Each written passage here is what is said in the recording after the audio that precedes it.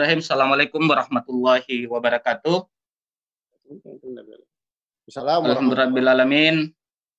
Rabbi shrahli sadri wa yassirli amri wahlul 'uqdatam min lisani yafqahu qawli.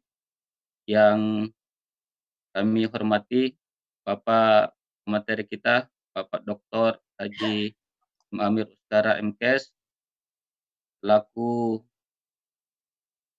anggota DPR RI di bidang Komisi 11. Kemudian yang kami hormati Bapak Ketua Umum Ikatan Guru Indonesia, Bapak Muhammad Ramli Rahim, teman-teman pengurus, kawan-kawan pengurus Ikatan Guru Indonesia Kabupaten Takalar, yang juga kami hormati dari Dinas Pendidikan, dalam hal ini diwakili oleh Bu Kabid GTK, kemudian Bapak Perwas dan para hadirin yang mohon maaf tidak dapat kami sebut satu persatu. Alhamdulillahirrahmanirrahim, karena karunia Allah Subhanahu wa taala sehingga pada siang hari ini kita dipertemukan dalam jaringan untuk membicarakan tentang bagaimana arah strategi kebijakan pendidikan di Indonesia ini, ya, di daerah kita pasca pandemi COVID-19. Bapak Ibu yang saya hormati, untuk menggunakan waktu yang sebaik mungkin, mari kita membuka kegiatan kita pada siang hari ini dengan bersama-sama mengucapkan Bismillahirrahmanirrahim. Bismillahirrahmanirrahim. Juga alhamdulillah Pak Bupati kita, Pak Samsuri kita, saya lihat sudah turut bergabung, cuman masih ada kendala di audionya, dia belum bisa berikan suara. Baik Bapak Ibu yang saya hormati, bahwasanya kegiatan kita pada hari ini tentang webinar bagaimana arah dan kebijakan pendidikan pasca pandemi COVID-19 ini, atau lebih umumnya dikenal dengan new normal ini. Insyaallah kita akan sebentar kupas bersama pemateri-pemateri kita. Dan untuk yang pertama ini insyaallah Bapak Dr. Haji Amir Ustara akan memberikan pandangan-pandangan tentang bagaimana arah dan kebijakan. Nah, beliau saat ini juga berada di Komisi 11 yang membidangi masalah pendidikan. Nah, Bapak Ibu yang saya hormati, beliau adalah anggota DPR RI, seperti kami tadi sebutkan, menjabat atau duduk sebagai anggota Dewan sudah kurang lebih tahun 1999, mulai dari DPRD Kabupaten Goa, kemudian Provinsi Selatan di tahun 2009, kemudian di 2014 di DPR RI sampai sekarang ini. Baiknya untuk menggunakan waktu yang sebaik mungkin, kami persilakan kepada Kandah Dr. Muhammad Amir Ustara untuk memberikan kepada kita bagaimana pandangan beliau kebijakan-kebijakan tentang arah pendidikan kita di pasca pandemi COVID-19. Lain itu kepada beliau dengan hormat kami persilakan. Terima kasih. Bismillahirrahmanirrahim. Assalamualaikum warahmatullahi wabarakatuh. Waalaikumsalam warahmatullahi wabarakatuh. Alhamdulillahirabbil alamin wa bihi nasta'inu ala umuri dunya waddin. Shalatu wassalamu ala asyrofil anbiya'i wal mursalin. Sayyidina Muhammad wa ala alihi wa sahbihi ajmain, amma ba'd. Yang saya hormati saudara saya, Ketum IGI, Saudara Muhammad Ramli Rahim. Terima kasih undangannya, sering-sering aja. Teman-teman IGI Takalar dan seluruh yang hadir. Yang saya hormati, saya banggakan Pak Bupati Takalar, sahabat saya. Mudah-mudahan juga sudah bergabung. Alhamdulillah wa syukrillah, karena pada siang hari ini kita diberikan kesempatan untuk ketemu sekalipun melalui dunia maya, tapi saya kira ini bagian dari upaya kita untuk sama-sama memikirkan kepentingan bangsa dan negara kita bersama-sama. Pak Ketum dan seluruh teman-teman sekalian, panitia meminta saya menyampaikan materi terkait dengan COVID-19 dan arah pendidikan Indonesia. Tentu karena saya harus sampaikan, Pak Ketua, saya sebagai pimpinan di Komisi 11 sekarang ini yang membidangi keuangan, perbankan, dan lain-lain, tapi apapun itu saya kira saya bersyukur karena teman-teman IGI juga mengundang saya untuk hadir. Dan untuk sebagai gambaran saja kepada teman-teman sekalian bahwa untuk penanganan COVID-19 ini, pemerintah telah menganggarkan sekitar 903 triliun. Jadi 903,46 triliun itu dianggarkan oleh pemerintah untuk kepentingan penanganan COVID yang dibagi dalam dua porsi, yaitu untuk public goods yang nilainya sekitar 397 triliun, itu untuk kesehatan, untuk perlindungan sosial yang kemarin sudah banyak dibagi-bagi, kemudian ada yang ke sektoral atau pemerintah daerah yang semua itu tentu untuk penanggulangan COVID, kemudian ada juga non public goods yang dikeluarkan oleh pemerintah untuk penanggulangan ekonominya, yaitu melalui UMKM ada bantuan sekitar 123 triliun, kemudian untuk korporasi, koperasi dan non UMKM yang nilainya sekitar 53 triliun dan lain-lainnya sekitar 300 triliun lebih. Artinya anggaran-anggaran ini tentu berimbas pada perubahan struktur APBN kita. Sehingga APBN kita kemarin itu untuk penerimaan, karena pastilah dengan kondisi yang COVID ini pajak pasti turun, sementara belanja naik. Kenapa pajak turun? Karena memang dengan kondisi ini pasti ekonomi kemarin hampir stuck. Sebagai gambaran kemarin atau mungkin perkiraan pertumbuhan ekonomi kita di kuartal kedua ini diperkirakan di semester kedua ini diperkirakan minus 4 sampai minus 5%. Jauh dari asumsi di APBN yang kita sepakati dengan pemerintah di mana ada pertumbuhan 5%. Tentu ini juga ada perubahan-perubahan. Nah, dengan kegiatan adanya COVID ini, maka APBN kita yang pertama penerimaan kita berkurang, tapi belanja kita menjadi naik. Belanja kita ada naik sekitar 5% menjadi sekitar 2.700 triliun dari 2.600-an triliun. Artinya kalau kita lihat mandatori undang-undang tentang pendidikan, maka dari anggaran belanja yang dialokasi oleh pemerintah untuk pendidikan tentunya harus naik dari 2.600 triliun menjadi 2.730 triliun, berarti ada kenaikan untuk belanja pendidikan, dan totali untuk belanja pendidikan setelah adanya COVID ini malah menjadi sekitar 570-an triliun. Itu yang dialokasi untuk belanja pendidikan, karena saya kan hanya membahas angka-angka bersama Menteri Keuangan, sehingga yang saya bisa sampaikan bahwa untuk belanja pendidikan kita sekitar 570 triliun. Ini tentu yang diolah oleh beberapa kementerian lembaga dalam menurunkan ke masyarakat. Nah, untuk proses pembelajaran di masa pandemi ini saya kira tentu sekolah ini sebagai alat untuk membuat kebijakan publik terbaik dalam rangka meningkatkan SDM masyarakat kita, ini pengaruhnya sangat besar. Jadi saya kira pengaruhnya sangat besar, apalagi dengan belajar dari rumah yang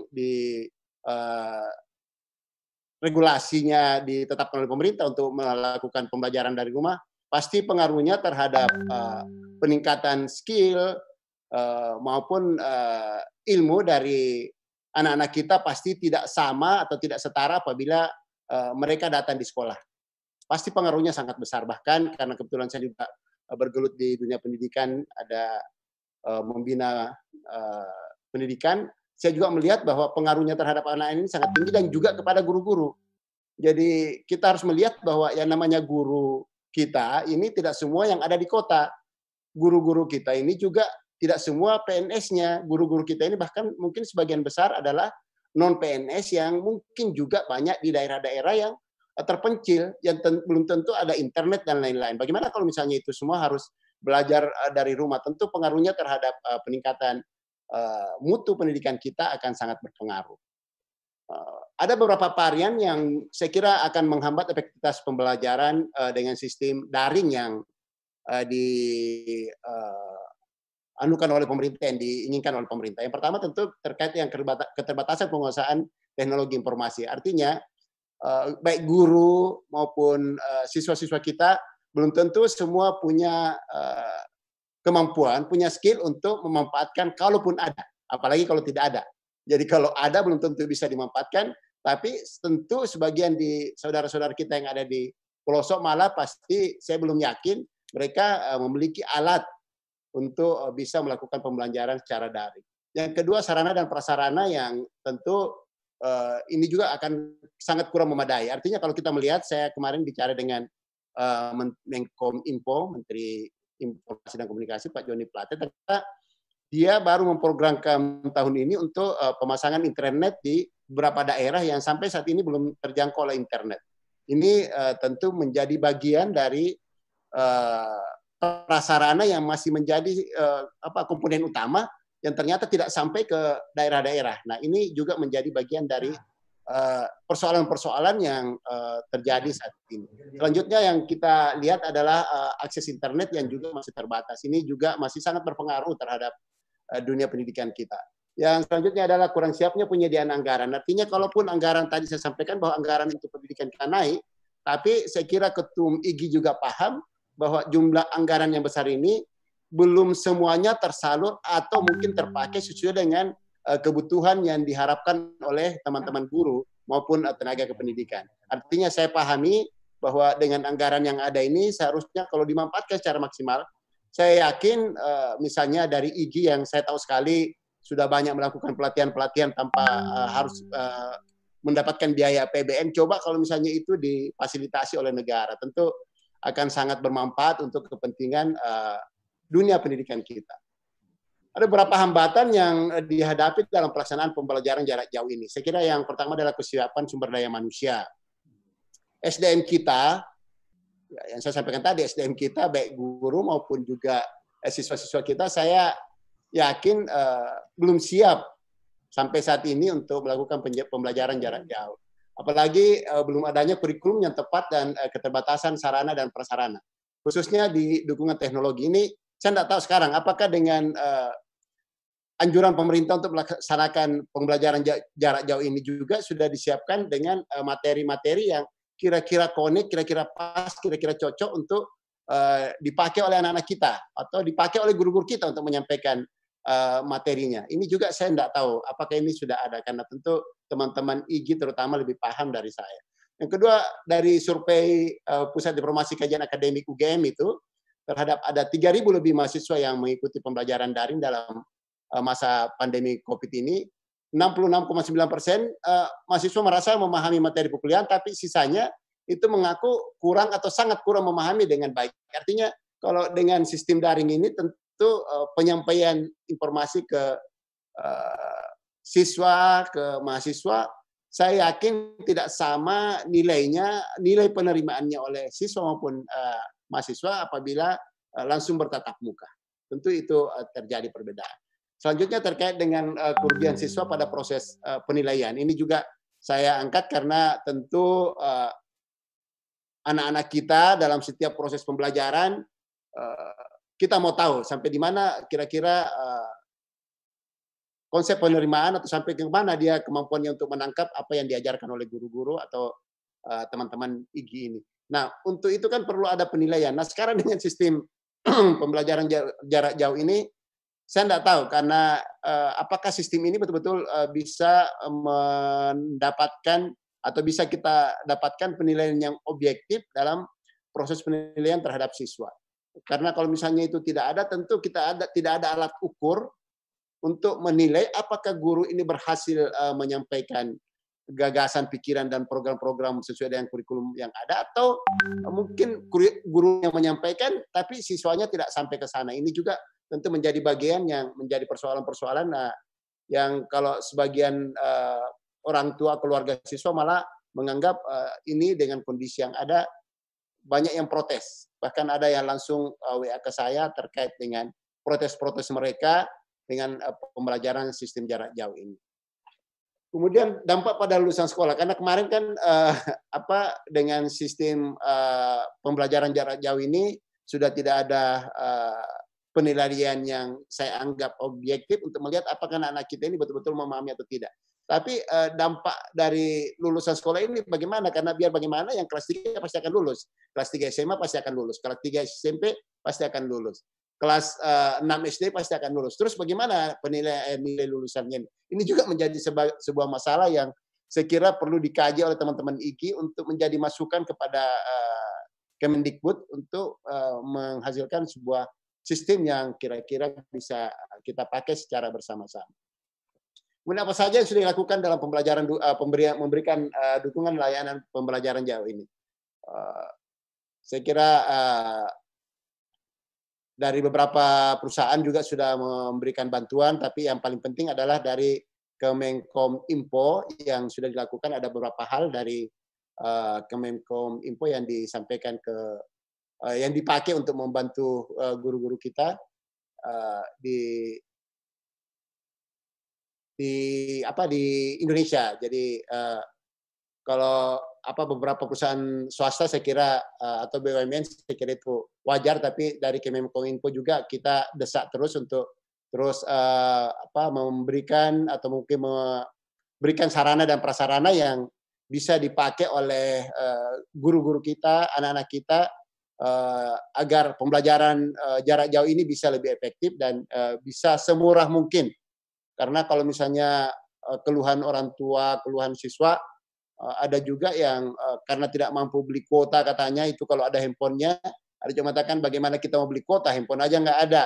Nah ini juga tentu menjadi persoalan-persoalan yang sekarang ini saya anggap itu juga menjadi bagian dari penghambatan proses pembelajaran jarak jauh ini. Jadi Kemenkominfo ini ada beberapa program yang sudah disampaikan ke masyarakat, ada istilah bakti dalam rangka meningkatkan infrastruktur digital, kemudian dari badan SDM-nya juga mengembangkan talenta digital, kemudian dari Ditjen Aptikanya juga meningkatkan literasi digital. Tentu ini semua bagian dari upaya-upaya pemerintah melalui Menkominfo untuk membantu atau memfasilitasi pembelajaran jarak jauh ini.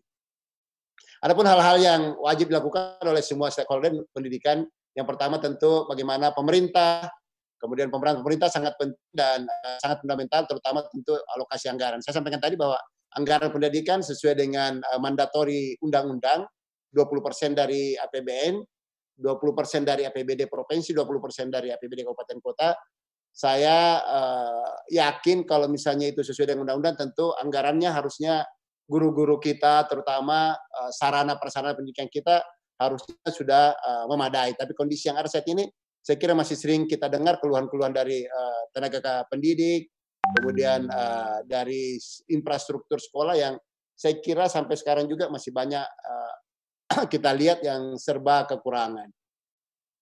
Kemudian untuk orang tua, ini sebagai pendidik utama di rumah tangga tentu harus menjalankan fungsinya. Meskipun kita lihat bahwa bantuan guru di sekolah, beberapa guru yang saya lihat kreatif, yaitu melakukan door to door di peserta didiknya, ini bagian untuk memacu atau mungkin memberikan motivasi kepada anak-anak didiknya dalam rangka meningkatkan pemahaman dan tentu keilmuannya dalam pandemi COVID ini. Yang wajib dilakukan salah satunya adalah guru. Ini juga mungkin teman-teman IKI, tentu bagaimana guru melakukan langkah pembelajaran daring selektif mungkin. Artinya tentu guru juga ini bukan membebani murid dalam tugas-tugas yang dihantarkan dalam belajar di rumah, karena ada juga beberapa guru yang kemarin saya sempat ketemu cerita-cerita, karena dia juga disuruh bekerja dari rumah, anak-anak juga belajar di rumah, sehingga yang dia lakukan adalah memberikan tugas-tugas kepada anak-anak. Ini tentu pembebanan itu menjadi pembebanan kepada anak-anak. Ini saya kira bagian yang juga harus menjadi koreksi buat teman-teman guru, artinya bagaimana supaya bisa lebih kreatif, lebih selektif dalam memposisikan sebagai pentransfer ilmu bagi anak-anak. Jadi jangan mengutamakan, artinya kita tetap harus memakai prinsip-prinsip yang sudah ada selama ini, misalnya Ingarso Sang Tulodo, kemudian Imadia Mangkarso, dan Tuturi Handayani. Artinya prinsip-prinsip itu saya kira tetap harus dimiliki oleh setiap teman-teman guru ini, sehingga anak-anak kita betul-betul bisa kita bimbing bersama-sama. Kemudian dari sekolah tentu dengan kondisi yang ada harus bersiaga untuk memfasilitasi perubahan apapun yang menyangkut dengan pendidikan siswanya. Pendidikan tingkah laku misalnya, ini kan kalau dengan kondisi yang ada saat ini pembelajaran jarak jauh, saya tidak tahu bagaimana guru menilai tingkah laku terhadap siswa-siswanya. Karena kalau misalnya kita hanya mentransfer ilmu tapi karakter tidak ada sama sekali, tentu ini pengaruhnya terhadap siswa juga. Saya kira sudah sering saya sampaikan, banyak orang pintar, tapi belum tentu kepintaran itu kemudian bisa bermanfaat untuk kepentingan bangsa dan negara. Ada beberapa langkah yang saya anggap strategis yang harus dilakukan sekolah pasca pandemi COVID ini. Yang pertama adalah bagaimana kita melakukan peninjauan kembali terhadap target pembelajaran yang ingin dicapai agar secara nasional selaras dengan situasi dan kondisi baru dalam new normal nanti. Artinya koreksi terhadap target pembelajaran yang selama ini sudah ada dengan perubahan sistem yang sudah ada. Yang kedua adalah bagaimana kita bisa mengidentifikasi sumber daya yang perlu dimiliki dan diadakan agar tujuan baru yang telah ditetapkan tersebut dapat dicapai dengan ketersediaan SDM yang ada. Karena misalnya sudah bagus konsepnya, tapi SDM-nya tidak bisa mentransfer atau ilmunya, tentu itu juga tentu tidak akan maksimal. Selanjutnya adalah bagaimana kita bisa memetakan situasi dan kondisi masing-masing guru dan siswa yang harus bersiap-siap melakukan model pembelajaran baru yang berbasis blended learning sebagaimana dirancang saat ini. Ini juga menjadi bagian dari tugas-tugas kita, terutama tentu Bapak Ibu guru dalam menyiapkan kesiapan atau bagaimana menyiapkan perangkat-perangkat yang menjadi bagian dari proses yang akan kita lakukan. Seharusnya bagaimana kita melakukan kajian antara kebutuhan dan ketersediaan yang menyusun langkah-langkah strategis dan operasional yang perlu segera dilakukan untuk menjembataninya. Artinya new normal pendidikan yang berorientasi pada siswanya. Dan yang terakhir adalah bagaimana eksekusi langkah-langkah tersebut secara kreatif dan inovatif dengan menjalin berbagai kemitraan dengan pihak-pihak eksternal yang peduli mengenai pendidikan. Jadi saya yakin masih banyak pihak-pihak eksternal yang peduli dengan pendidikan. Saya kasih gambaran kepada teman-teman bahwa saya juga mendirikan sebuah sekolah, dan setelah saya sampaikan apa yang saya lakukan ini kepada teman-teman di Jakarta, ternyata mereka sangat simpati, dan simpatinya dalam bentuk ikut membantu apa yang saya lakukan untuk kepentingan pendidikan. Dan saya rasakan ternyata kalau mereka disentuh, mereka digugah, mereka langsung reaktif untuk membantu tanpa berpikir panjang. Jadi, hal-hal yang saya rasakan setelah masuk terlibat langsung dalam dunia pendidikan ini, kemudian saya rasakan ternyata setelah kita menggugah teman-teman yang punya kalau dari sisi materi saya seperti itu, dari sisi ilmu dan lain-lain, mereka punya kapasitas, punya kemampuan. Setelah kita menyentuh, ternyata selama ini saya menganggap hanya karena mereka tidak sentuh, selama ini saya menganggap bahwa mungkin masih ada sekolah-sekolah yang mungkin belum berkembang, hanya karena belum ada akses, mungkin ya, belum ada akses kepada teman-teman yang sebenarnya sangat tinggi perhatiannya terhadap pendidikan, tapi mereka tidak tahu jalur kemana kalau dia mau membantu, atau mungkin dari sisi membantu ini sampai. Apakah kalau misalnya saya menyalurkan sesuatu ini sesuai dengan apa yang menjadi harapan saya, itu mungkin bagian daripada hal-hal yang perlu kita bangun secara bersama-sama. Dan sekali lagi saya yakin keberadaan IGI melalui ketumnya saudara saya Pak Muhammad Ramli Rahim ini saat ini itu mendapat kepercayaan ya dari hampir seluruh lembaga. Jadi baik di lembaga resmi pemerintah maupun lembaga non resmi, itu kesannya yang saya tangkap setelah saya banyak diskusi dengan teman-teman, itu IGI sepertinya lebih mendapatkan kepercayaan daripada organisasi-organisasi lain. Dan saya kira itu bagian yang harus dijaga supaya trust yang dimiliki IGI itu menjadi suatu potensi yang bisa dipakai untuk memanfaatkan potensi-potensi yang ada di eksternal ini untuk masuk dalam rangka membantu pendidikan kita.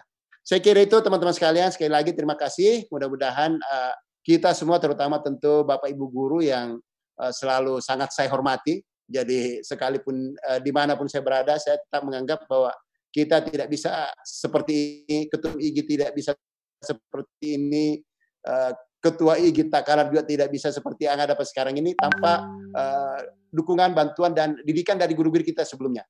Dan tentu itu yang kita transfer. Mudah-mudahan sekali lagi, insya Allah kita semua menjadi bagian daripada solusi untuk kemajuan bangsa kita dalam rangka meningkatkan kesejahteraan masyarakat, saya tambahkan juga meningkatkan kesejahteraan guru-guru kita supaya mereka lebih bisa bekerja secara tenang dalam rangka mendidik, membimbing dan memberikan pembelajaran karakter kepada anak-anak kita ke depan.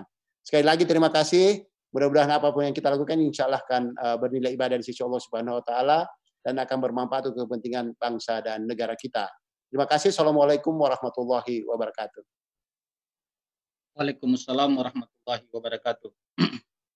Baik, terima kasih ke Anda Dr. Haji Muskara atas paparannya tentang kebijakan pendidikan kita ya demi COVID-19. Bapak Ibu, ada beberapa pertanyaan yang masuk di WA saya.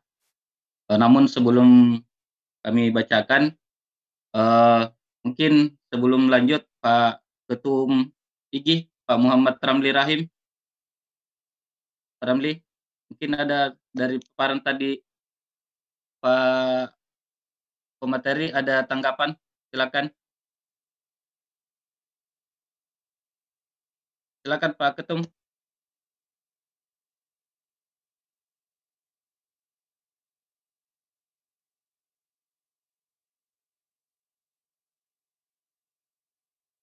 Belum kedengaran, Tom. Suaranya belum kedengaran Pak Ketum. Kayaknya signalnya barnya merah ini Pak Ketum ini. Tapi Kak, Pak. Ya. Pak Ansar, Pak Bupati disapa dulu, sudah masuk. Oh ya, oke siap. Ya.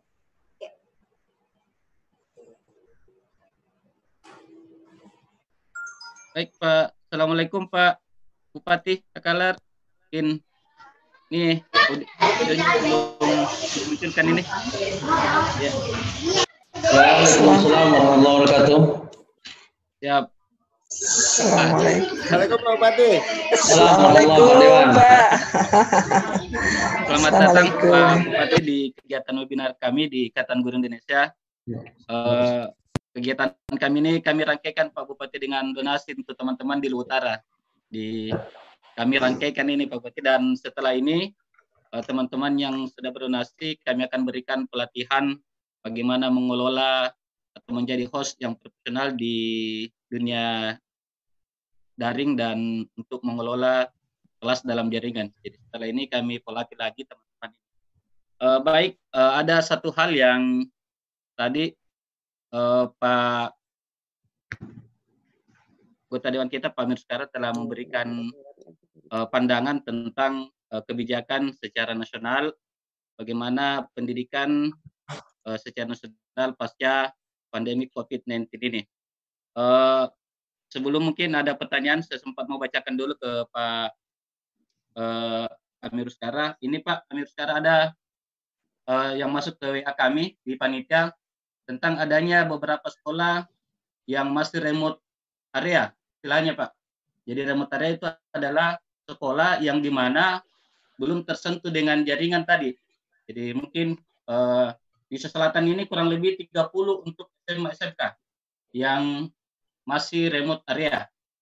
Kalau di SD lebih SMP itu lebih banyak lagi, jadi mungkin bisa disampaikan kepada Kominfo-nya, dia Kementerian Pendidikannya untuk melakukan mungkin bantuan-bantuan apakah itu menggunakan VSAT dan satelit, karena sampai saat ini masih ada banyak sekolah yang belum tersentuh atau aksesibilitas ke internet, dan ini kadang juga menjadi beberapa keluhan di teman-teman. Ini ada masukan, mungkin bisa ditanggapi sedikit sebelum kita, karena Pak Amir sekarang ada kepentingan yang sangat mendesak, jadi tidak bisa bersama dengan kita dalam jangka lama. Setelah itu, silakan Pak Amir sekarang memberikan dulu. Ya, terima kasih teman-teman. Saya sapa dulu saudaraku Pak Bupati Takalar. Ya Pak, sukses untuk Pak Dewan. Sudah 5 tahun kita tidak ketemu Pak Bupati. Siap. Teman-teman sekalian dari IG untuk data terkait dengan masih adanya remote area yang disampaikan tadi, mungkin di samping melalui pemerintah daerah sebagai perwakilan dari teman-teman di Sulawesi Selatan juga bisa melalui saya. Mungkin saya juga bisa akses langsung dengan Menkominfo Pak Joni Plate yang kebetulan dulu sama-sama di satu komisi sebelum jadi menteri, sehingga komunikasi saya dengan dia masih sangat akrab, masih sangat dekat. Sehingga kalau ada hal-hal yang terkait dengan infrastruktur untuk kepentingan jaringan, mungkin saya bisa langsung menyampaikan ke beliau. Jadi kalau itu, khusus untuk itu saya kira data saja disampaikan ke saya, terutama tentu yang dia mau tahu biasanya adalah lokasinya, titik lokasi di mana. Itu yang kadang-kadang dia minta saya kalau ada yang saya mintakan. Saya kira itu, terima kasih Pak Ansar. Siap. Saya kira seperti itu Kak, karena kami mengerti dengan keperluannya Pak, kepentingannya Pak Kanda, Kak Amir setelah ini. Jadi kami mengucapkan teman-teman dari Ikatan Guru Indonesia Guru Takalar, juga Pak Yesus Selatan sangat mengucapkan terima kasih banyak atas kesempatannya Anda Dr. Yani Sekarang pada kesempatan ini untuk berbagi dengan kami mengenai arah kebijakan pendidikan secara nasional di Indonesia ini. Izin Pak Kanda, kami beralih ke Pak pemateri selanjutnya. Terima kasih banyak sekali lagi dan terima kasih Pak Bupati, ketemu saya sudah sampai senator, ada izin saya yang penting sekali, tidak boleh tidak. Siap. Mohon dukungan untuk kita semua. Siap. Ya, terima kasih Kanda. Baik, Bapak Ibu sekalian yang saya hormati, pada kesempatan ini telah bergabung dengan kita semua Bapak Bupati Takalar yang telah meluangkan waktunya untuk bergabung dengan kita dalam hal webinar tentang bagaimana arah dan kebijakan pendidikan kita pasca pandemi COVID-19 ini. Juga masih bersama dengan kita Pak Muhammad Ramli Rahim, juga masih berada bersama kita turut menyaksikan kegiatan kita ini. Baik, untuk menggunakan waktu yang sebaik mungkin karena Bapak Bupati juga terbatas waktu beliau. Jadi dengan hormat pada Anda hari kita, kami memberikan waktu untuk memberikan wejangan, memaparkan kebijakan pandangan tentang bagaimana pendidikan pasca pandemik COVID-19 atau di new normal ini. Pada beliau kami persilakan dengan hormat. Ya, terima kasih. Assalamualaikum warahmatullahi wabarakatuh. Assalamualaikum warahmatullahi wabarakatuh. Alhamdulillah wa syukurlah wa la hawla wa la quwwata illa billah. Raditu billahi rabba wa Islam dina wa Muhammadin nabiyya wa rasulah. Yang saya hormati, kalau misalnya masih ada dengan kita Pak anggota DPR RI, Pak Dr. H.M. Amir Uskara. Yang saya hormati Ketua IGI Pusat, Ketua IGI Provinsi, Ketua IGI Kabupaten Takalar, dan para peserta webinar yang saya cintai. Alhamdulillah, kita bersyukur bahwa dengan model online ini kita semakin efektif, efisien ya, karena kita bisa bertemu dan sekaligus sharing ilmu maupun pengalaman melalui fasilitas yang begitu efektif seperti ini. Yang kedua, saya ingin mengapresiasi atas upaya IGI memfasilitasi guru-guru kita terkhusus di Kabupaten Takalar. Kalau ada peserta dari luar juga kita mengapresiasi kehadirannya di media ini. Dan sejak mungkin 2 tahun yang lalu saya berinteraksi dengan IGI ya, dan diundang ke Jakarta untuk pendidikan Indonesia. Pertemuan yang ada Pak Menteri Pendidikan pada saat itu. Saya rasa seperti yang disampaikan oleh Pak Dewan tadi bahwa IGI sangat aktif, kreatif, dan di era liberalisasi organisasi atau perkumpulan di mana orang bisa mendirikan perkumpulan, itu akan terjadi seleksi dengan sendirinya. Siapa yang bisa memberi manfaat, dia akan diikuti. Jadi kalau IGI bisa memberi manfaat yang sebesar-besarnya bagi stakeholdernya, terutama para guru, Saya rasa dengan sendirinya IGI akan diikuti oleh mereka. Tanpa ada paksaan pun mereka akan ikut karena orang akan mencari yang paling memberi manfaat. Dan disinilah terlihat bahwa IGI inovatif, IGI ini relatif kreatif dan aktif, ya, dan adaptif karena mengikuti tren yang sekarang ini orang berubah dari modus offline menjadi online seperti yang kita sama-sama lakoni pada hari ini.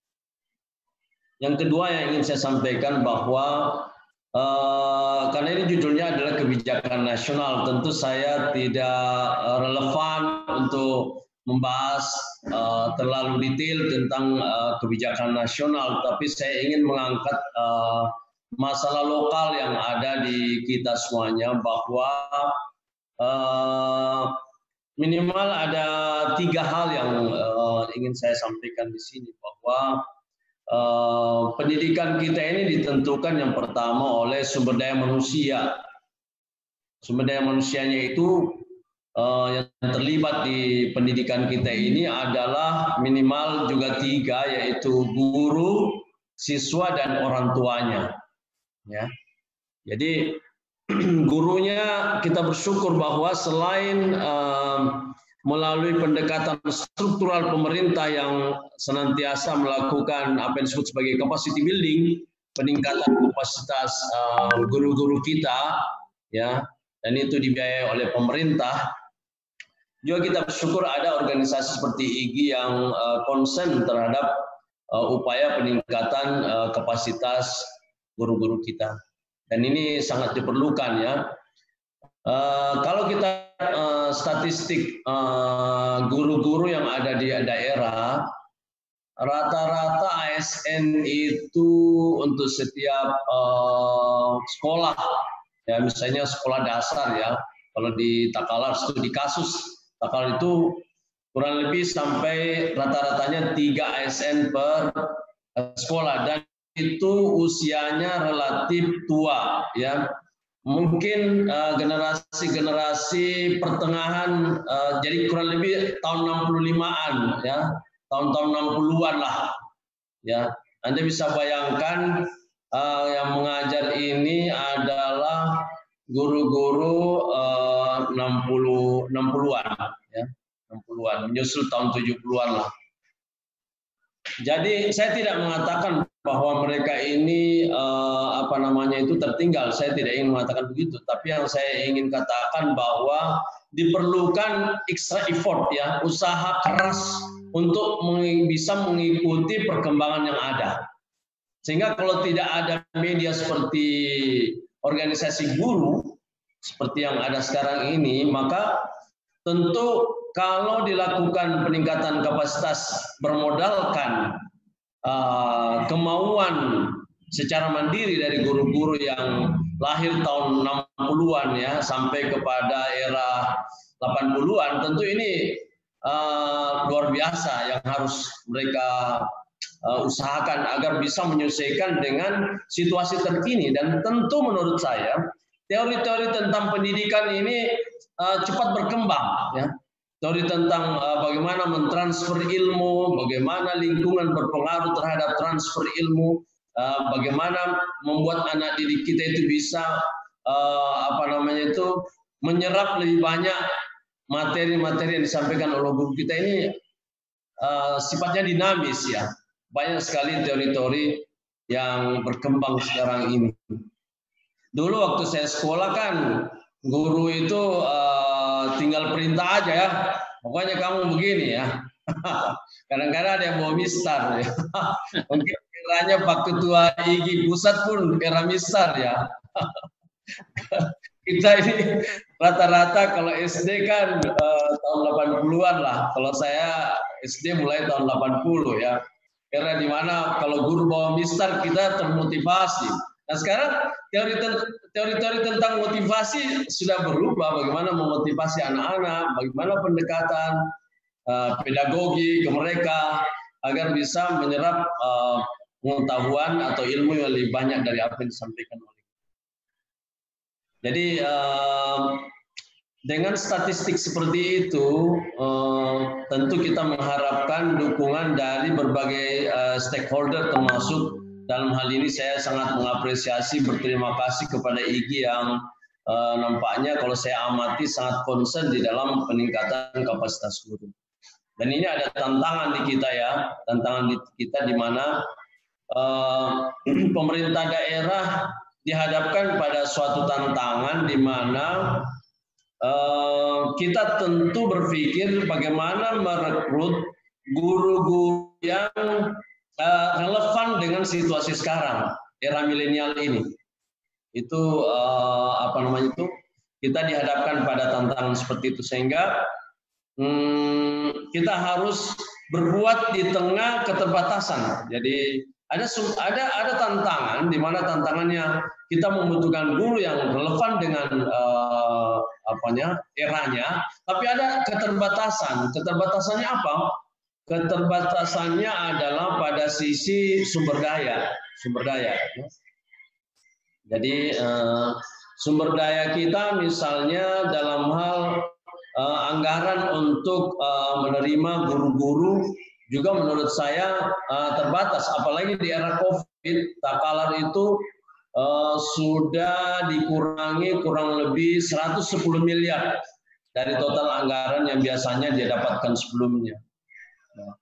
Yang kedua, kita tentu tidak bisa dari kuota penerimaan ASN itu tidak sepenuhnya hanya mengambil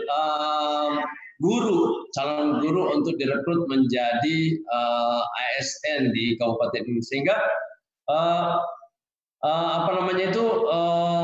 kita bisa menerapkan apa yang disebut sebagai P3K ya kalau tidak salah ya. Tetapi P3K ini kendalanya adalah kendala pada keterbatasan anggaran yang tadi saya sudah sebutkan, bahwa di masa COVID ini terjadi pengurangan yang sangat besar jumlahnya dibanding dengan kebutuhan yang dimiliki oleh daerah ya.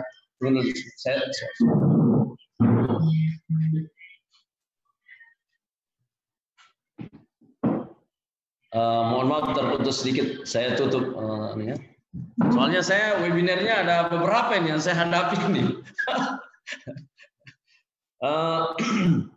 Jadi keterbatasannya seperti itu, sehingga dalam kondisi terbatas seperti itu, di mana tuntutan untuk memperbaiki kualitas siswa kita yang merupakan stakeholder kedua dalam pendidikan ini, ya, itu kita harus berpikir keluar dari lingkaran ini, bagaimana cara memenuhi, merekrut sumber daya guru yang relevan dengan zamannya.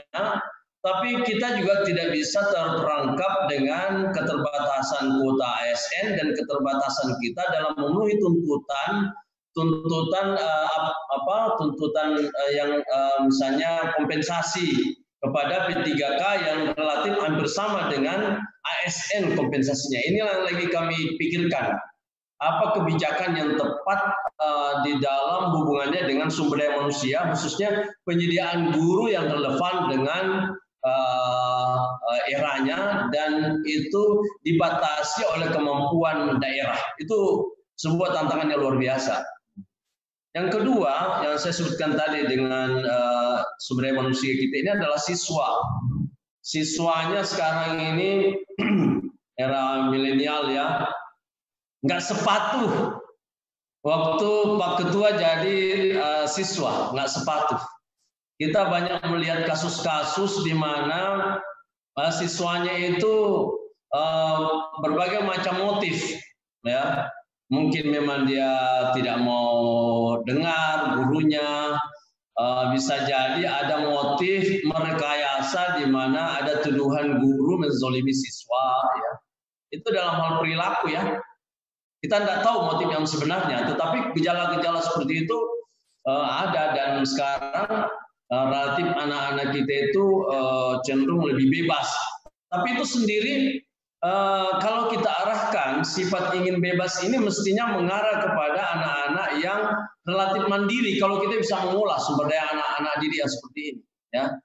Sehingga kita sebagai guru tidak capek sebenarnya kalau kita bisa mengolah situasi dan psikologi anak-anak yang bebas ini untuk kemudian kita olah menjadi bahan baku siswa yang bisa sekolah atau menyerap ilmu dengan penuh kemandirian. Karena ada sejarah di mana founding fathers kita itu banyak yang bisa sukses dengan cara mandiri seperti itu. Misalnya Haji Agus Salim misalnya yang bisa menguasai beberapa bahasa dengan cara yang relatif mandiri.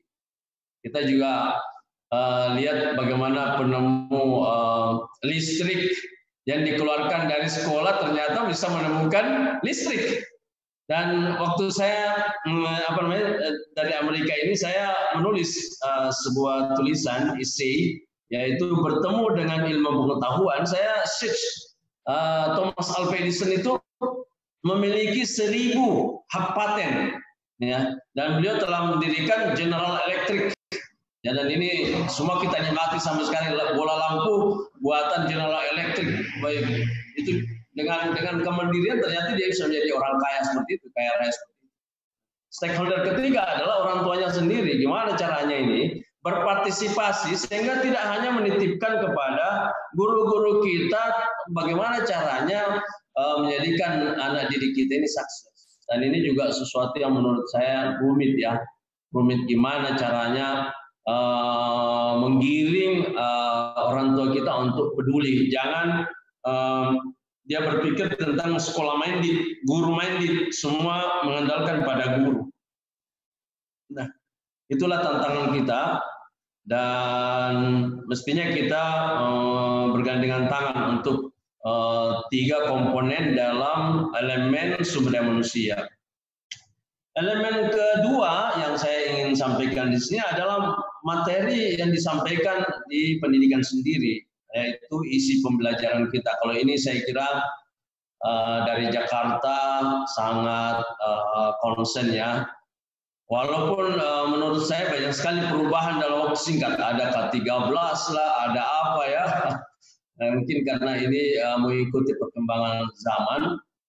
Tetapi yang paling penting menurut saya di dalam era COVID seperti ini terutama adalah, dan ini saya sudah biasa sampaikan pada pelatihan guru-guru di Takalar, bahwa kita harus menemukan cara penyampaian materi yang lebih kreatif, yang tidak hanya mengandalkan pada ruangan, basis ruangan, lalu maunya langsung direct di dalam ruangan. Menurut saya kita harus berpikir bahwa lingkungan sekitar kita juga adalah sebuah pengantar untuk sampai kepada tujuan pemberian materi itu, dan tidak selalu kiblatnya pada harus di dalam ruangan. Dan ini juga salah satu yang saya arahkan di dalam mengatasi keterbatasan.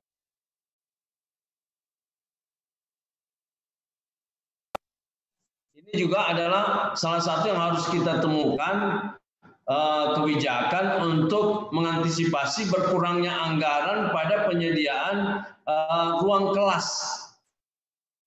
Dan ini kita harus mengambil contoh pada sekolah-sekolah alam yang tidak terikat pada adanya gedung. Bahkan saya meminta kepada Dinas Pendidikan, karena jumlah PAUD tidak sebanding dengan dusun, ya. Totalnya hanya 50% dari total dusun, di mana PAUD ini juga akan memberi pengaruh pada IPM, sehingga saya katakan jangan Anda selalu berpikir akan adanya gedung. Menurut saya kita bisa kerjasama dengan ormas untuk menjadikan, kalau di daerah yang banyak muslim, satu masjid satu TK begitu, satu masjid satu TK. Untuk apa kita selalu berpikir yang harus ada gedung, sementara realitanya dari segi supporting anggaran itu tidak memungkinkan. Jadi gimana caranya memanfaatkan fasilitas yang tersedia, ya, public space yang ada di sekeliling, juga menjadikan alam itu sebagai bagian untuk sampai kepada materi yang diinginkan di dalam kurikulum. Nah, Yang terakhir, elemen terakhir yang ingin saya sampaikan adalah supporting system. Supporting systemnya adalah IT. IT yang saya kira kemarin waktu Hari Anak Nasional, banyak anak-anak SMA bertanya gimana dengan kami ini, di mana pembelajarannya menggunakan online dan setiap hari mungkin kami akan mengeluarkan belanja data, ya kan? Guru-gurunya juga begitu, akan berpikir mengeluarkan belanja data. Jadi memang eranya sekarang kita tidak perlu mengeluarkan uang untuk transportasi, beli bensin, dan mungkin ini akan mengurangi polusi udara kita ya. Tetapi kompensasinya kita harus mengeluarkan biaya alternatif, yaitu belanja data, pulsa data. Nah, saya kemarin minta supaya di Takalar ini nanti di perubahan, APBD perubahan, kalau memungkinkan itu titik-titik tertentu itu wifi bersama ya. Memang berjamaah itu jauh lebih irit, jauh lebih efisien. Ya. Jadi ini kan dikembangkan pada daerah-daerah yang sudah perkotaan, misalnya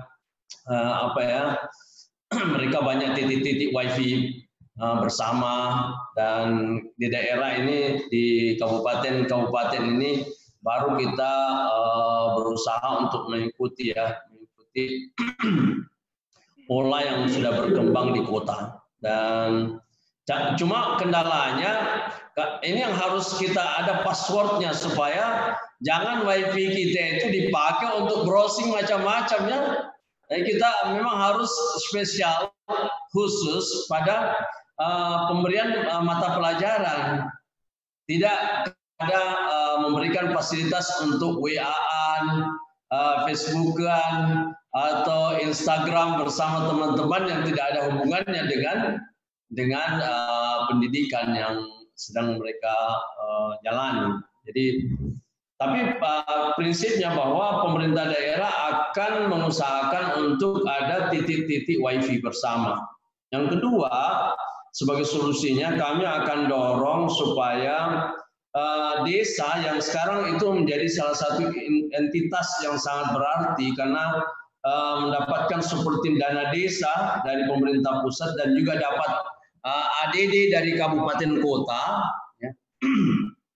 Itu agar mereka juga menyiapkan fasilitas wifi di kantor atau pusat-pusat public space, misalnya di kantornya harus ada, sehingga mungkin pada jam-jam belajar anak-anak yang tidak masih daerahnya merah, ya, itu mereka bisa berkumpul di sekitar kantor-kantor desa untuk bisa mengakses wifi bersama yang disediakan oleh desa. Jadi itu solusi. Juga gurunya bisa berkumpul di sini sebenarnya dengan tetap menerapkan protokol COVID, ya.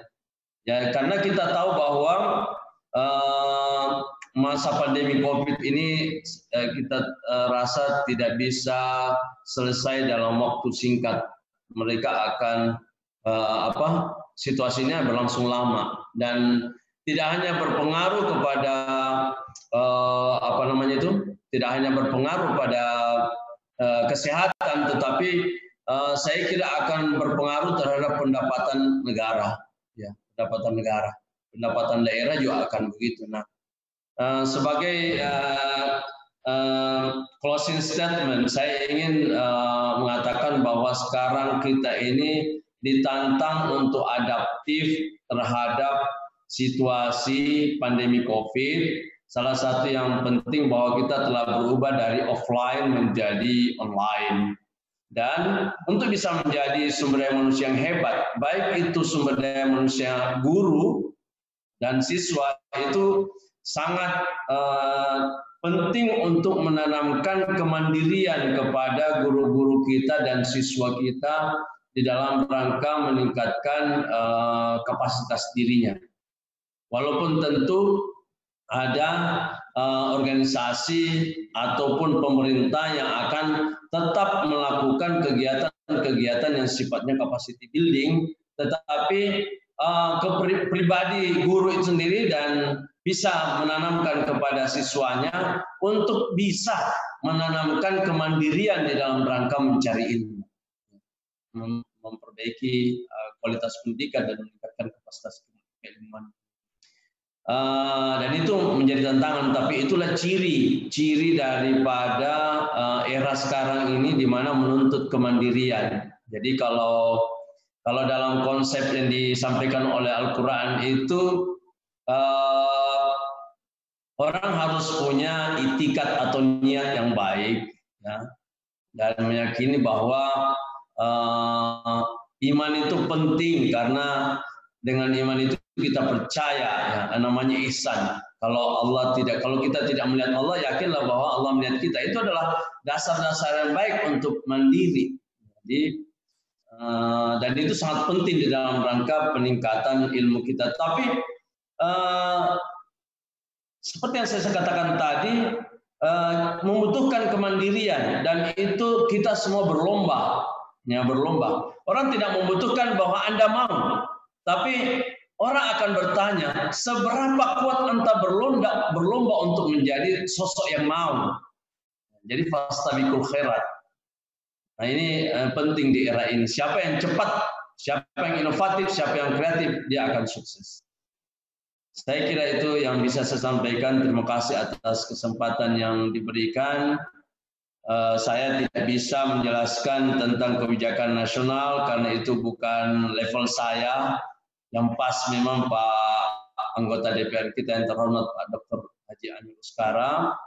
Dan yang kedua, saya berharap IG terus maju dan terima kasih telah membimbing termasuk guru kita di Takalar.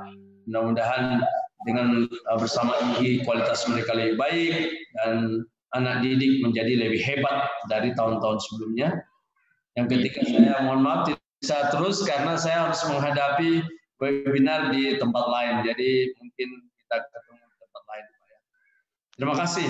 Izin Pak Bupati, sekalian teman-teman di IG Takalar ada program misalnya tiap pekan kita laksanakan kegiatan webinar dan pelatihan secara online, namanya program Pangkalan Nuanta, Pangkalan Guru Anti Gaptek Nuansa Takalar. Nah, ini mohon kiranya untuk di launching lah, seperti itu karena pertama melaunching program Panran Nuangku yang Panran Nuang kan? Panran Nuanta, Pak. Panran Nuanta, ya. Nuanta, ya. Dan diinisiasi oleh IG, ya. Mari kita sama-sama membaca basmalah. Bismillahirrahmanirrahim. Kita berdoa semoga program ini bisa membantu kita bersama dan memberikan banyak manfaat. Terima kasih. Ya, terima kasih Pak Bupati juga. Terima kasih Pak Bupati. Ada dari Dinas Pendidikan diwakili Ibu Kabid GTK, Ibu Haji Megawati juga ada. Dan Pak Perwas, Pak Samsudin juga hadir. Iya Pak, siap Pak, siap. Siap Pak. Ya, Pak Ketua, saya izin live ya. Siap, terima kasih Pak. Baik. Ya, terima kasih Pak Bupati. Ya, Waalaikumsalam warahmatullahi wabarakatuh.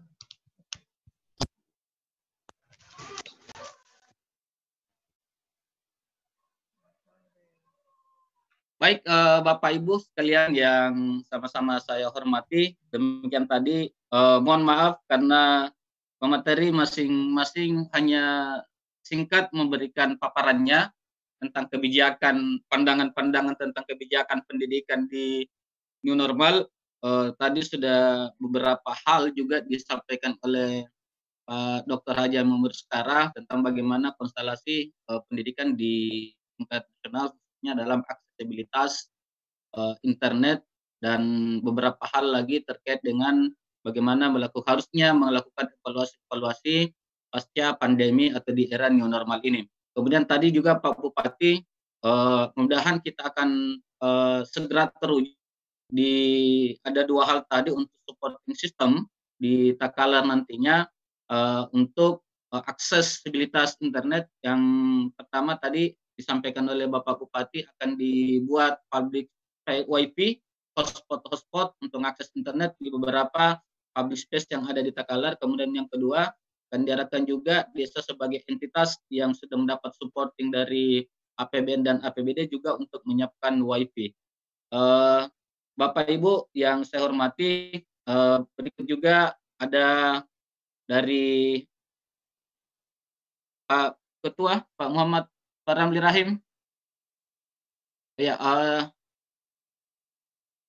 Bapak Ibu sekalian, Pak Ketua Umum ini lagi melakukan diskusi dengan beberapa ketua umum organisasi profesi guru dari Pergunu, kemudian ada Ma'arif NU, kemudian dari Muhammadiyah juga, dan FGSI tentang kebijakan organisasi penggerak yang saat ini sudah diumumkan, termasuk salah satunya adalah Ikatan Guru Indonesia yang mendapatkan lolos seleksi kemarin di organisasi penggerak dengan kategori gajah, dan beberapa yang lainnya seperti teman-teman dari organisasi lain ada beberapa yang mendapatkan, dan terjadi sedikit konflik, ada dilema, ada beberapa organisasi profesi yang mengundurkan diri dari organisasi penggerak ini, diantaranya ada Ma'arif itu, kemudian ada dari Muhammadiyah, kemudian teman-teman dari PGRI juga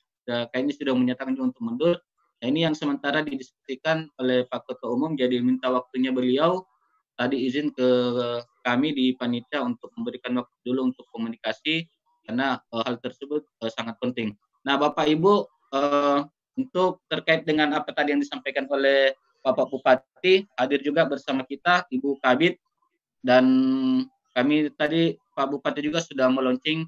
Insya Allah kegiatan Panranuanta ini, Pangkalan Guru Anti Gaptek Nuansa Takalar, merupakan sebuah program yang diinisiasi oleh teman-teman IG Takalar, yang insya Allah rencananya akan kita jalankan setiap pekan dalam bentuk webinar atau pelatihan dalam jaringan. Kami harapkan nantinya teman-teman bisa mensupport, karena teman-teman kita Takalar punya komitmen untuk sharing and growing together bersama dengan teman-teman guru. Nah, juga karena Pak Ibu Kepala Bidang GTK hadir, Ibu Hajia Megawati, kiranya bisa memberikan statement atau arahan kepada kami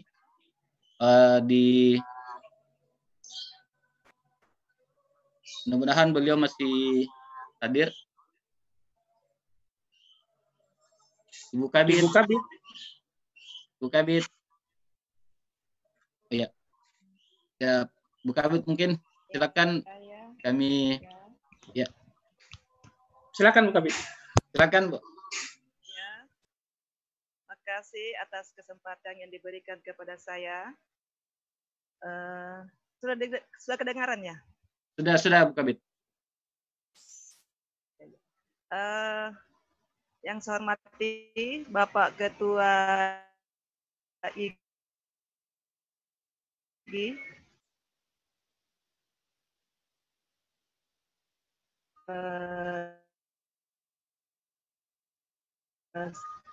Bapak kebijakan dari pemerintah daerah oleh Bapak Bupati Takalar, dan kami dari Dinas Pendidikan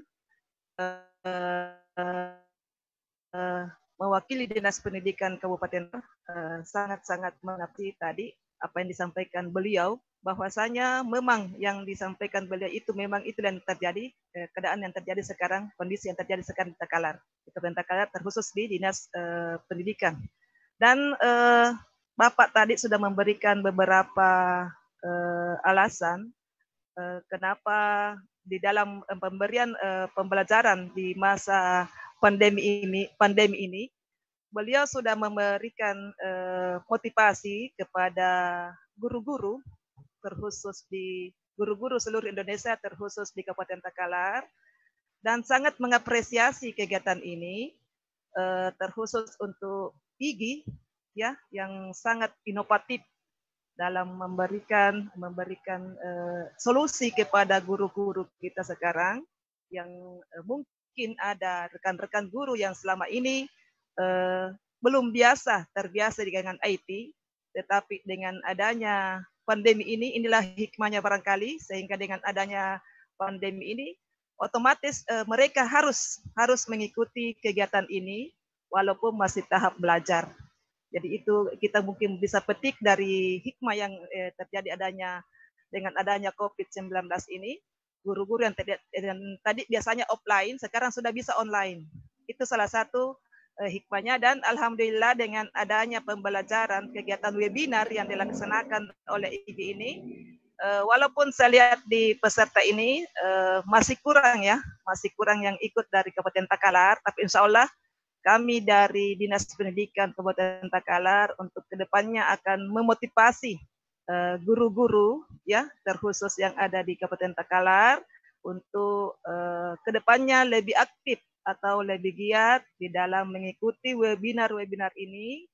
Karena kenapa? Dengan adanya kegiatan ini, wawasan guru tentu semakin hari semakin akan bertambah, dan ilmu yang akan kita terima atau kita petik dari kegiatan ini tentu semakin bertambah juga. Apalagi saya lihat dari pemateri dari yang diundang oleh pengurus IG ini luar biasa semua ya, rata-rata pemateri yang sudah handal semua ya. Jadi insya Allah untuk kedepannya kami akan mengajak guru-guru terkhusus Kabupaten Takalar, dan kalau perlu kami akan mencek langsung kehadiran mereka di kegiatan ini, apalagi beliau pemegang kebijakan di Kabupaten Takalar sangat mendukung kegiatan ini. Jadi mudah-mudahan ke depannya guru-guru yang ada di Takalar lebih aktif, lebih giat, terkhusus kepala sekolah juga bisa, karena dengan aktifnya kegiatan ini insya Allah kepala sekolah juga akan lebih bertambah wawasannya. Kebijakan disampaikan akan ke Pak Bupatinya memang dari anggaran kita, karena dengan adanya COVID ini ada beberapa anggaran yang dialihkan untuk kegiatan COVID ini, sehingga mungkin ada beberapa kegiatan atau program kegiatan yang terkendala, tidak dapat berjalan, tetapi insya Allah kalau Bupati sudah menjanjikan, mudah-mudahan di anggaran perubahan itu barangkali yang saya sampaikan.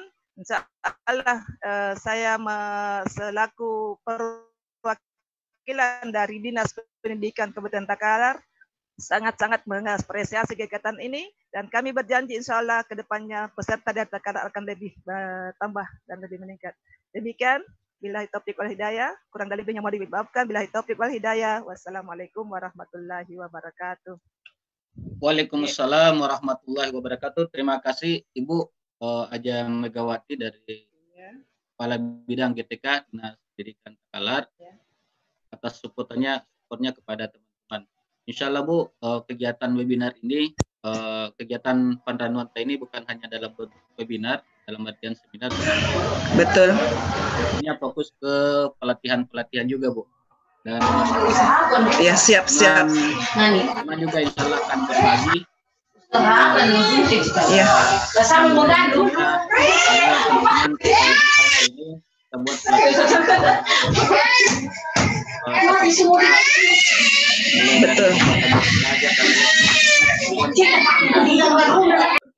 Kepentingan pembelajaran itu insya Allah kami akan jadwal terlebih dahulu, kemudian teman-teman di Takalar akan berkoordinasi dengan Ibu untuk bagaimana menjalankan selanjutnya. Kemudian selanjutnya kami persilakan kepada Ketua IG Kabupaten Takalar untuk, silakan Pak Ketua IG Kabupaten Takalar ya, untuk memberikan sambutannya terkait dengan kegiatan kita hari ini dan untuk kegiatan Pak Ketua IG Takalar, silakan. Pak Haji. Ketua IG Takalar, silakan. Ini keluar tadi Pak. Ya, silakan Pak. Pak Idris, silakan. Ya, silakan Pak. Silakan.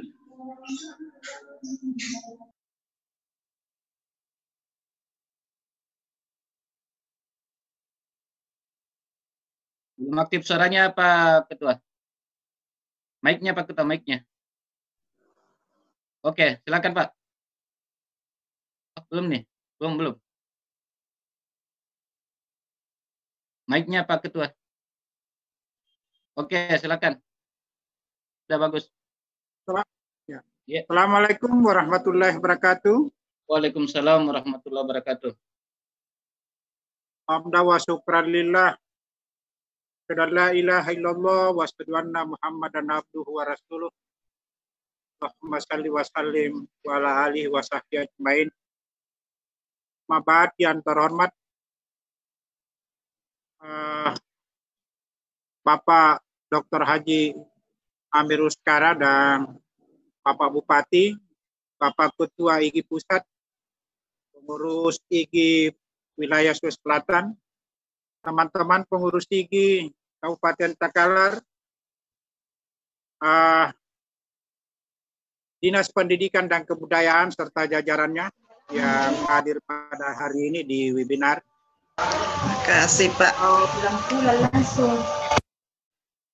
Terima kasih atas perhatiannya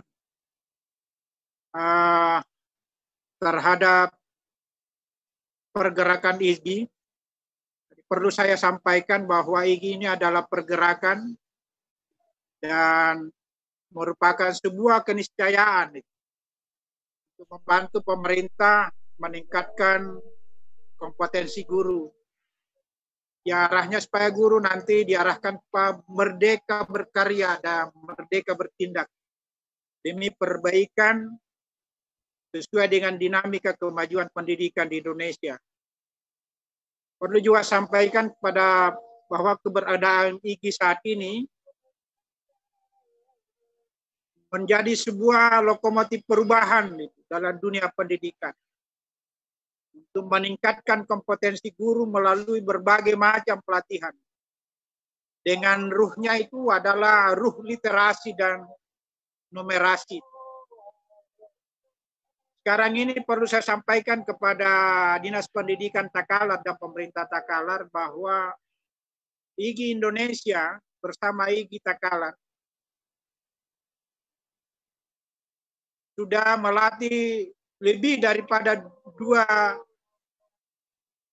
juta guru yang telah dilatih secara gratis beberapa bulan terakhir ini. Ya. Dengan menggunakan anggaran secara mandiri, tanpa menggunakan anggaran pemerintah selama ini. Ya, alhamdulillah. Jadi kita Takalar telah melaksanakan pelatihan setiap pekan. Setiap pekan, setiap minggu, setiap hari Senin paling lambat. Dan itu sudah pekerjaan rutin untuk program IGI Takalar. Dan insya Allah akan terus berkesinambungan. Termasuk pada pasca COVID nanti. Dan apa yang IGI lakukan semata-mata untuk peningkatan mutu pendidikan Indonesia. Peradaan IGI bukan menjadi saingan. Saya sampaikan pada teman-teman guru di Takalar dan teman-teman sesama organisasi profesi guru bahwa IGI ini di Takalar bukan menjadi saingan, apalagi menjadi lawan. Karena IGI jelas membantu para guru, bukan untuk mencari sanjungan, apalagi jabatan di pemerintah itu. Tapi betul-betul kita berangkat karena niat ikhlas. Mereka-mereka yang merasa IGI ini adalah sebuah pergerakan yang bisa mengganggu, baik secara kekuasaan maupun secara politik, nah, itu adalah sebuah kesalahan besar. Perlu berpikir sehat itu. Jadi apabila yang memiliki kekuasaan berusaha mengucilkan dan menghambat IGI agar tidak berkembang, saya harap supaya mari kita sadar bersama untuk sama-sama mengembangkan guru kita di Indonesia ini. Dan IGI akan terus bergerak dengan jati dirinya sebagai organisasi milenial, karena anggota IGI ini lebih banyak milenial ini, yang terus membantu para guru untuk meningkatkan kompetensinya. Terutama guru-guru yang lahir tahun 60-an sampai tahun 70-an, seperti yang dikatakan oleh Bupati, yang masih kurang melek IT. Dan IGI ini tanpa sanjungan pun insya Allah terus akan bermanuver dengan berbagai program unggulan, yaitu memerdekakan guru dalam berkarya. Dan saya himbau pada teman-teman dan saya mengajak pada teman-teman guru, janganlah takut. Mari bersama IGI untuk menjadi lokomotif, untuk membawa perubahan besar di dunia pendidikan di Indonesia ini, untuk bangsa ini. Perlu juga saya sampaikan, motto IGI ini adalah dengan motto sharing and growing together, yaitu berbagi dan tumbuh bersama. Nah, ini sudah melekat dalam jiwa raga itu, para guru-guru hebat dan unggul di Indonesia ini, yang aktif di IGI. Ya, yang menginginkan pendidikan ini menjadi lebih maju. Perlu juga saya sampaikan di kesempatan ini bahwa harapan kami semoga pendidikan kita ini ke depan bisa melahirkan sumber daya, memiliki nilai-nilai utama peradaban. Peradaban kita yang sangat kita perlukan adalah jujur, berani, cerdas, dan pantas. Di motonya Rambugis itu namanya Sulapa apakah itu? Di Makassar itu, segi 4. Itu menjadi simbol, itu ciri khas huruf lontar itu segi 4. Nah, harapannya adalah semoga generasi yang dilahirkan adalah jujur, berani, cerdas, dan punya kepantasan. Kalau keempat, nilai budaya ini oleh generasi sumber daya manusia kita dia miliki, maka pendidikan insya Allah ke depan bisa melahirkan para pemimpin yang dihargai, para pemimpin yang punya harisma, dan pemimpin punya wibawa. Dan inilah yang dimaksud dengan manusia seutuhnya. Dalam bahasa Makassar itu maknanya sirit napat aku le tawas pacai si pastirik. Ya. Terus perlu saya juga sampaikan bahwa dalam abad 21 ini kita wujudkan peradaban itu dengan mengamalkan perintah Tuhan yang Maha Esa, perintah Allah, yaitu perintah membaca, yaitu berikra, dan perintah menulis. Bangsa kita ini masih kurang membaca dan menulis. Budaya baca di Indonesia ini masih berada di peringkat ke-60 dari 61 negara yang diteliti oleh Sentra Connecticut State University, Amerika Serikat tahun 2016. Artinya dari 1.000 orang Indonesia, hanya 1 orang yang rajin membaca. Makanya saya ingat Wapres itu, JK Wapres Yusuf Kalla tahun 2008 itu. Menganjurkan gerakan wajib baca dan mengimpakkan gerakan impak atau wakaf buku. Inilah sambutan yang hampir jadi penutup pada acara ini. Mudah-mudahan menjadi bahan renungan dan ikatan bagi kita semua, ingatan bagi kita semua. Mudah-mudahan bermanfaat bagi diri saya dan kita semua. Dan terutama lebih khusus kepada pengurus IGI Pusat. Terima kasih untuk keberapa kalinya beliau ini selalu hadir untuk memberikan motivasi bagi gerakan Ikatan Guru Indonesia khususnya Takalar. Terima kasih kepada jajaran dinas dan Bupati Takalar atas apresiasinya terhadap IGI Takalar. Dan saya akhiri billahi taufiq wal hidayah. Assalamualaikum warahmatullahi wabarakatuh. Waalaikumsalam warahmatullahi wabarakatuh. Terima kasih Pak Ketua IGI Takalar, Pak Haji Idris, atas sambutannya tadi dari kegiatan kita. Dan Bapak Ibu, untuk yang terakhir dari 3 pemateri kita, Bapak Ketua Umum Ikatan Guru Indonesia, Bapak Muhammad Ramli Rahim, telah berada juga dari tadi berada di tengah-tengah kita dan akan memberikan juga bagaimana pandangan-pandangan kebijakan pendidikan di Indonesia, di area apa namanya di masa pasca new normal ya, new normal. Mungkin juga bisa memberikan gambaran kepada kita bagaimana kebijakan daripada Kementerian Pendidikan terkait dengan adanya program organisasi penggerak, kemudian adanya guru penggerak yang sementara juga disosialisasikan oleh kementerian. Selain itu kepada Pak Ketum IGI Pusat, Bapak Muhammad Ramli Rahim, kami persilakan. Dipersilakan, Kak.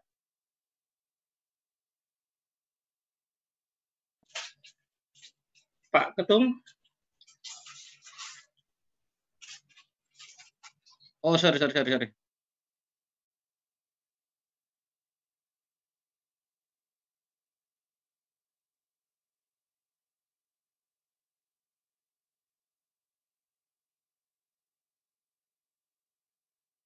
Belum kedengaran suaranya, Kak. Ya, nyalain headsetnya ini.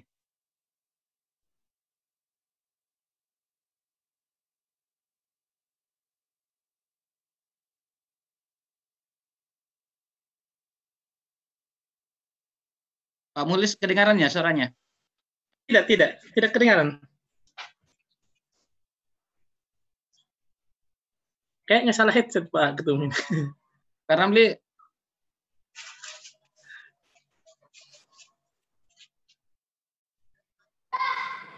Iya. Ya, sudah kedengaran. Belum. Ya, sekali headset sudah pakai ini. Belum ini.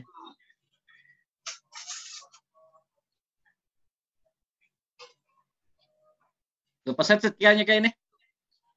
Ini bisa dilepas headsetnya Kak, yang sampai bermasalah. Jaringan kayaknya juga Pak Haji ini tidak stabil di Pak Ketum ya.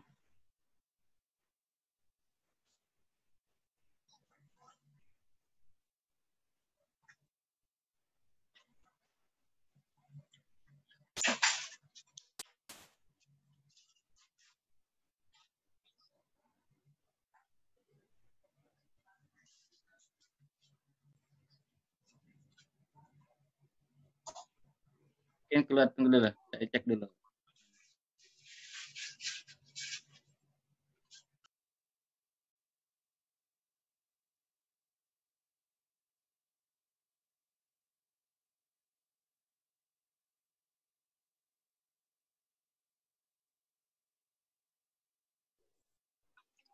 Oke, Assalamualaikum warahmatullahi wabarakatuh.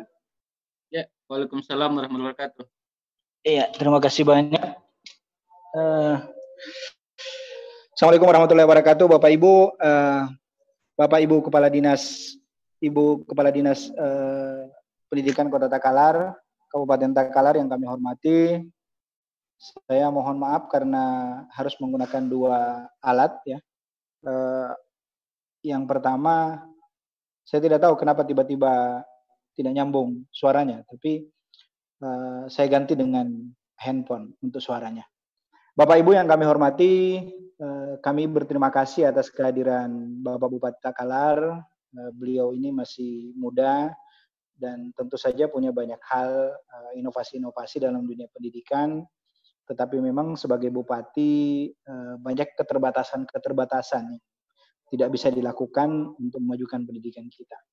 Kemudian kami juga berterima kasih kepada Kanda Amir Ruskara, meskipun beliau tidak lagi bersama kita, tetapi kita butuh lebih sering berkomunikasi dengan beliau, apalagi beliau berada di Komisi Anggaran. Memang pendidikan dengan anggaran ini tidak bisa dipisahkan. Maka kemudian aspirasi-aspirasi teman-teman IGI itu juga penting untuk sampai ke beliau. Dan hari ini saya mengapresiasi dan saya pernah broadcast tentang kegiatan IGI Takalar ini. Saya sangat mengapresiasi apa yang teman-teman IGI Takalar lakukan dengan mengundang anggota DPR, mengundang bupati untuk hadir dalam kegiatan IGI. Ini penting. Kenapa begitu penting? Karena mereka lah para legislator ini pengambil kebijakan, sehingga apapun yang terjadi di dunia pendidikan itu akan bersangkut paut dengan DPR, bersangkut paut dengan legislatif. Bupati, gubernur, presiden, menteri, ya tentu saja terkait dengan itu. Sehingga saya berharap IGI kabupaten lain dan kota lain juga melakukan hal sama. Jadi 560 anggota DPR itu kalau boleh pernah hadir semua di IGI itu sangat baik. Dan itu bisa membuat kita jauh lebih matang, jauh lebih maksimal meningkatkan kompetensi guru Indonesia. Takalar ini menjadi satu cerita tersendiri sebenarnya buat saya dulu ya, sejak pertama kali dibentuk, mungkin termasuk Pak Sekwil juga seperti itu. Kita pernah pertama kali mau rapat IG di Takalar itu, tiba-tiba tiba-tiba sekolah tempat kita mau rapat dikunci dan tidak bisa masuk gitu.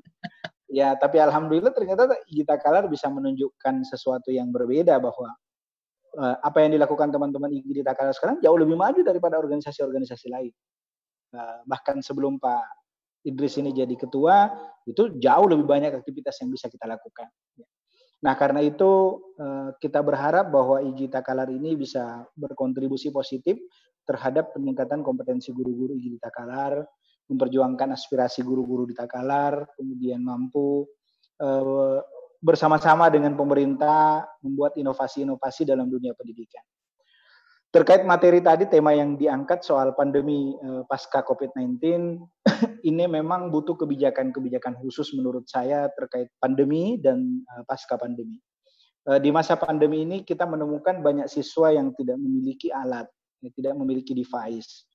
Nah, ini mungkin Pak Bupati atau Ibu Kadis bisa membuat kebijakan khusus terkait pendidikan ini, karena terus terang dari kementerian itu tidak ada arahan yang jelas tentang ini. Saya pernah berdebat cukup panjang dengan Pak Dirjen yang sekarang sudah mantan, kemarin PLT Dirjen, Pak Hamid, di RRI Pro 3 di nasional ya. Saya bilang teman-teman di bawah itu, Pak Dirjen butuh petunjuk teknis yang jelas bagaimana standarisasi pembelajaran jarak jauh itu dilaksanakan, supaya tidak kita begitu beragam di bawah, tidak ada hal yang ingin dicapai, dan kita tidak melihat sesuatu yang dilakukan oleh Kemdikbud termasuk Dinas Pendidikan untuk mencapai hal itu. Beliau kemudian bilang ke kami saat itu, termasuk pada saat live di radio itu, ini kan eranya sekarang era merdeka belajar. Nah, karena merdeka jangan semua harus diatur oleh Kemdikbud. Gitu. Nah, masalahnya kemudian, apakah kemerdekaan itu bisa dijawantahkan atau bisa diimplementasikan atau bisa dilaksanakan oleh Dinas Pendidikan setempat atau sekolah sebagai unit pendidikan? Ini masalah besar. Dan akhirnya kemudian kita menemukan fakta-fakta yang aneh-aneh di sekolah. Misalnya data yang menunjukkan bahwa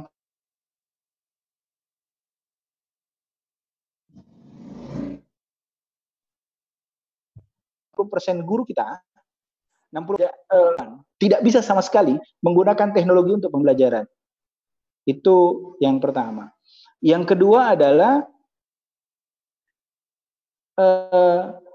kalaupun ada guru yang bisa menggunakan teknologi untuk pembelajaran, ternyata membuat siswanya stres. Jadi bukan membuat siswanya jadi lebih baik, tapi malah siswanya jadi stres. Itu jumlahnya sekitar 15-20%. Kemudian ada 15-20% lagi yang mampu menggunakan teknologi untuk pembelajaran, tapi mereka ini jumlahnya sangat terbatas, jadi sangat kecil. Nah, dari diskusi-diskusi kami di level nasional, misalnya dengan teman-teman Pergunu, dengan teman-teman FSGI, dan lain-lain, itu sebenarnya kita berharap di setiap sekolah ada 3-4 guru yang betul-betul menguasai teknologi.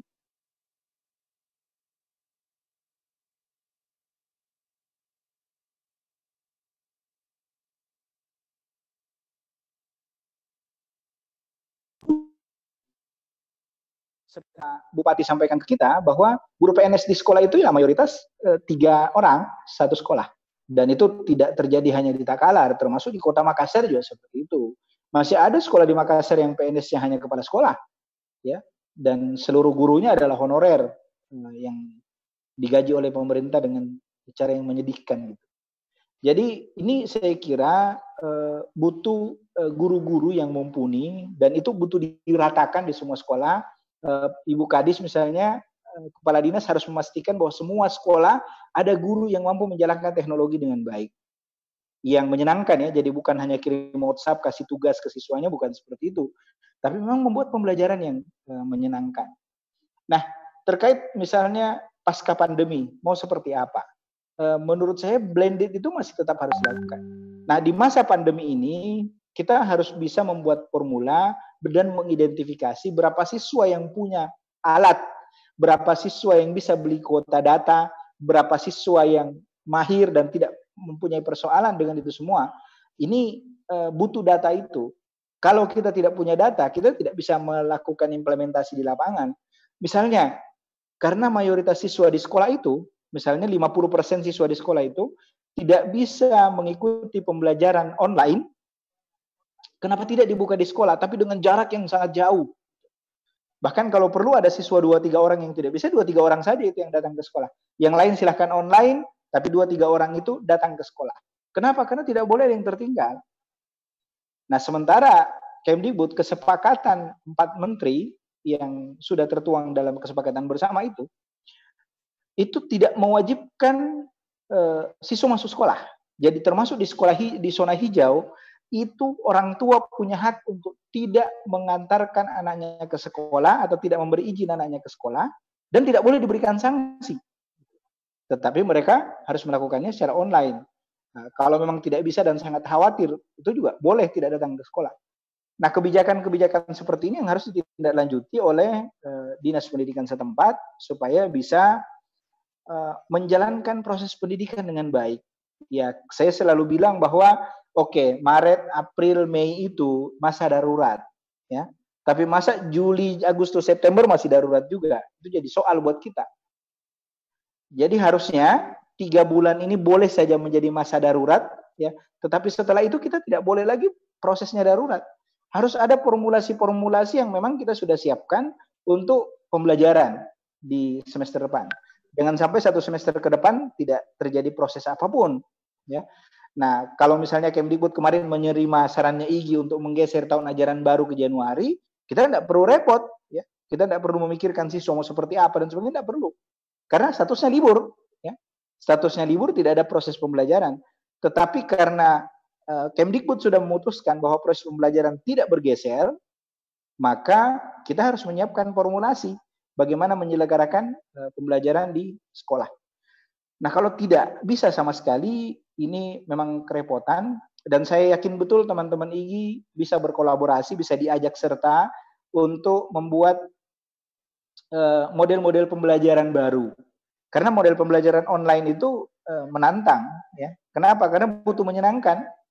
Karena butuh menyenangkan, maka sebenarnya kita membutuhkan cara-cara yang lebih unik dalam pembelajaran. Ya, kalau seperti di IGI itu digunakan misalnya menggabungkan komik dengan proses pembelajaran, video pembelajaran, kemudian game pembelajaran, kemudian bikin video script untuk pembelajaran, kemudian bikin video presentasi untuk pembelajaran. Model-model seperti ini, gaya-gaya seperti ini yang mungkin butuh kita kembangkan. Termasuk bagaimana membuat ujian itu menjadi menarik, ya, ujian itu menjadi menyenangkan, tidak menakutkan buat siswa. Itu juga teman-teman IGI bisa latihkan. Nah, maka itu kolaborasi antara Dinas Pendidikan dengan Ikatan Guru Indonesia itu sangat diperlukan untuk menghadirkan pembelajaran yang menarik dan menyenangkan, apalagi dalam suasana pandemi COVID-19 ini. Nah, bagaimana setelah pandemi? Setelah pandemi kita tetap berharap ada blended learning. Kalau Kemdikbud menyebutnya hybrid, ya. Penggabungan antara model pembelajaran jarak jauh dengan pembelajaran tatap muka.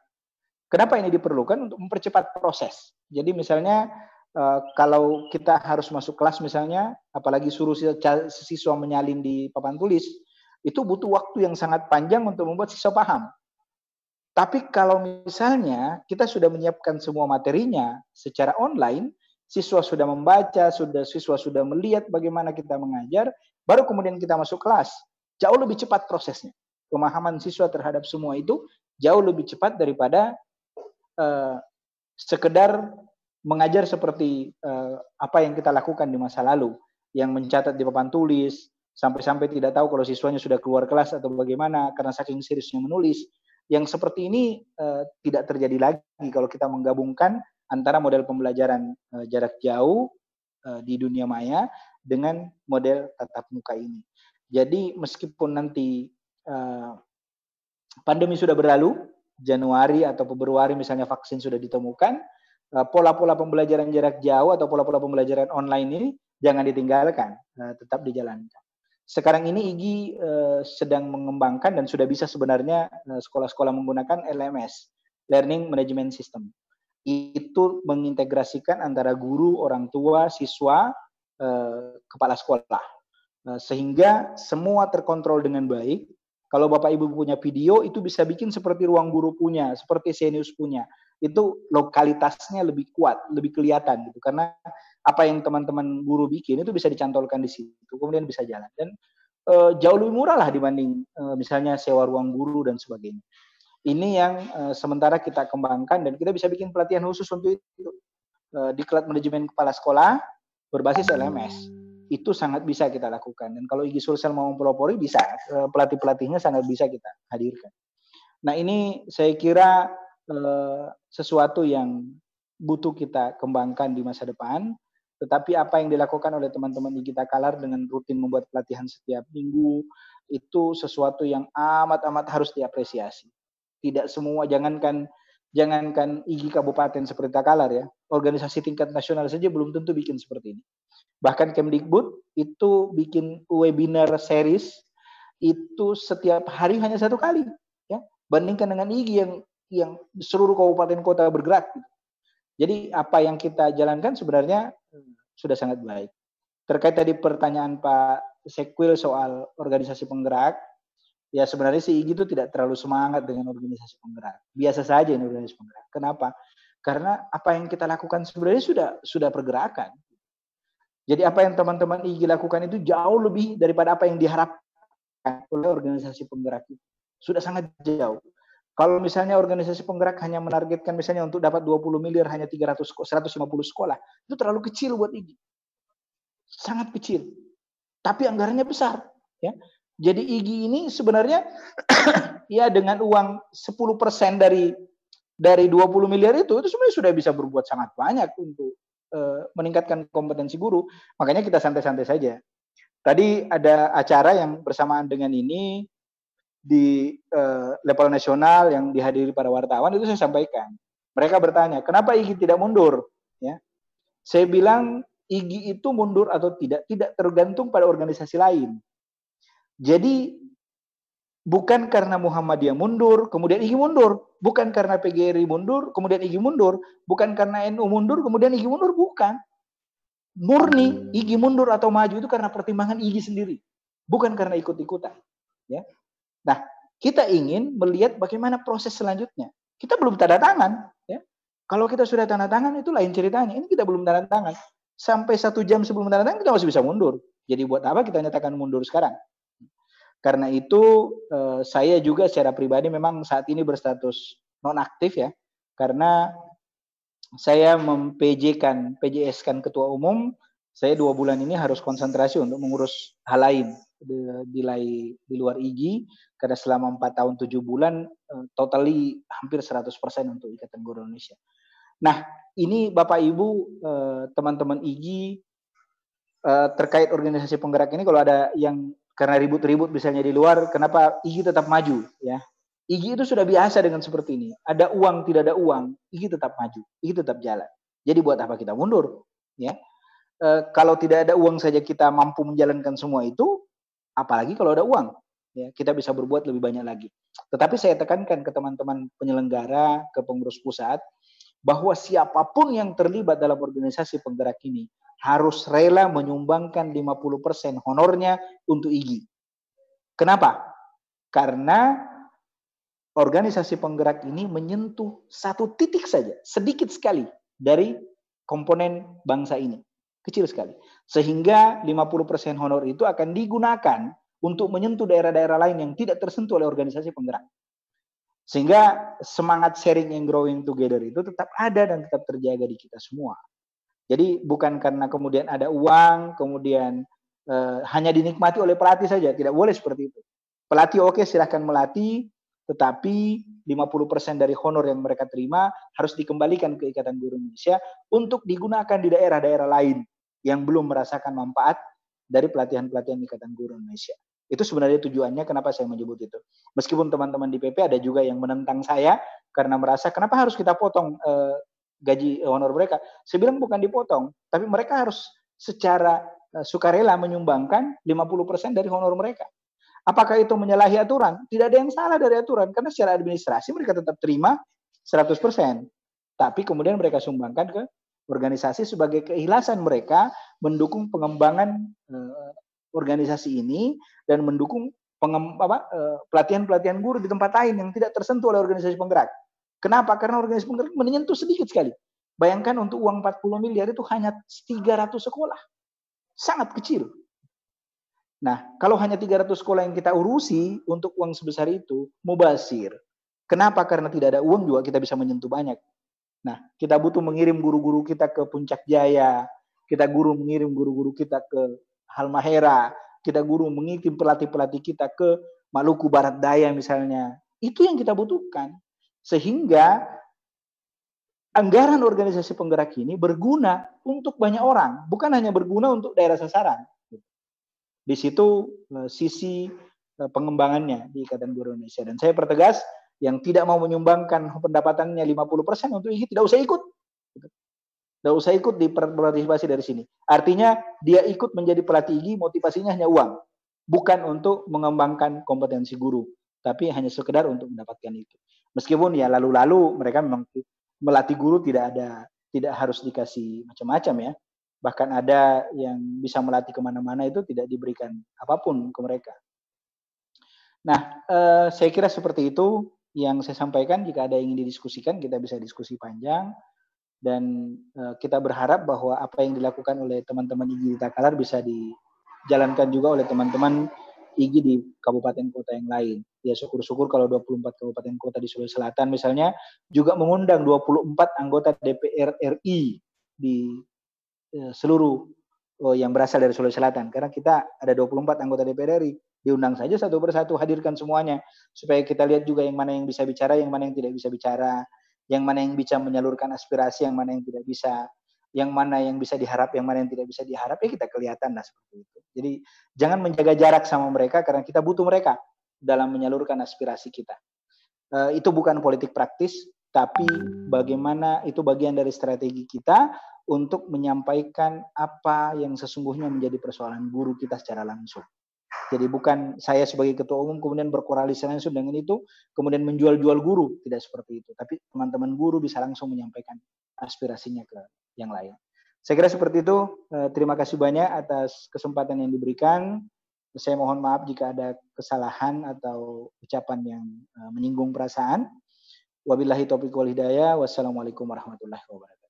Waalaikumsalam warahmatullahi wabarakatuh. Selanjutnya Pak Sekretaris IGI Takalar, monitor. Iya Pak, ya Pak. Ya, silakan Pak. Mungkin ada yang mau disampaikan, ke Pak Ketum, ada pengurus penyampaiannya, atau sekalian dipandukin ada teman-teman yang bertanya, dipersilakan. Tuh, terima kasih banyak Pak Haji bahwa alhamdulillah IGI Takalar, Pak Ketua IGI Takalar tadi sudah menyampaikan bahwa kami tetap berkomitmen untuk membangun kompetensi guru di Takalar secara khusus dan Indonesia secara umum, bahwa betul apa yang menjadi bahasa tadi Pak Ketum, bahwa kita tidak bergantung kepada anggaran ada tidaknya, bahwa kita tetap komitmen untuk bergerak maju. Untuk selanjutnya, mungkin ada yang mau bertanya Pak, mungkin kita berikan dulu pertanyaan langsung ya Pak Haji. Ya, silakan. Ada yang resen atau gimana?